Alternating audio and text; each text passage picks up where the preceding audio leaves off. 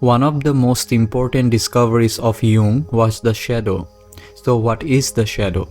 Let us say that someone is born of parents quite different in character and inherits from both parents certain characteristics which do not mix well together.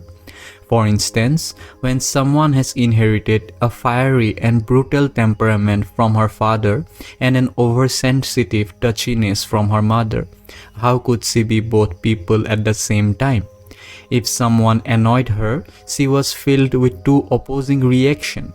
In a child, there are opposite possibilities which do not harmonize with each other.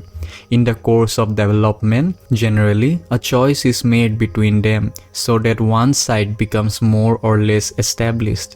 Then comes education, which adds to this, and then habit. For by always choosing one quality and giving that attitude preference, it becomes second nature, and the other quality is swept under the table, though it still exists. From these repressed qualities, which are not admitted or accepted because they are incompatible with those chosen, the shadow is built up. Thus, at the beginning stage, we can say that the shadow is all that is within you, which you do not know about. But with a certain amount of insight and with the help of dreams, it is relatively easy for people to recognize these elements, and that is what we call making the shadow conscious. But then comes the much more difficult problem, where most people have great trouble. They know what their shadow is, but they cannot express it much or integrate it into their lives. Naturally, those in the immediate surroundings do not like a person to change, for that means that they also have to readapt. A family will be simply furious when their mild and timid child suddenly becomes aggressive and says no to their demands. It leads to much criticism, and as the ego of the person concerned does not enjoy this either, the integration of the shadow may go wrong and the whole problem gets stuck.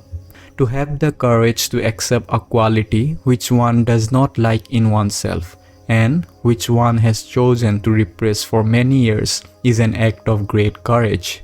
But if one does not accept the quality, then it functions behind one's back. To see and admit that the shadow is part of the problem is the first step.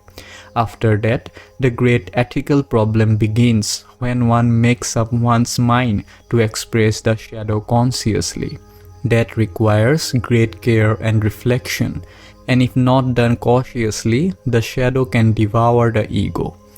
When we speak of the shadow, there is a personal individual aspect and also a collective aspect, or the group shadow. The latter naturally would in some way be the sum of the individual shadows, and also within the group would be something which does not disturb the group itself and which is apparent only to outer groups. For instance, if you put together 3 or 4 typical intellectuals of the same intellectual interest, they will say that they have spent a wonderful evening in intellectual discussions and not notice that the contact was otherwise bad. But a peasant boy placed with them would say it was a dreadful evening. In other words, if all have the same problem, it feels wonderful. The collective shadow is personified in the religious system by belief in the devil or evil demons. A medieval person who has returned from such a meeting would say that the devil had caught him and that now he was free again. On the other hand, we could say that as long as such collective demons get us, we must have a little bit of them in us. Otherwise, they would not get us, for then our psychic door would not be open to infection. When parts of the personal shadow are not sufficiently integrated, the collective shadow can sneak through this door.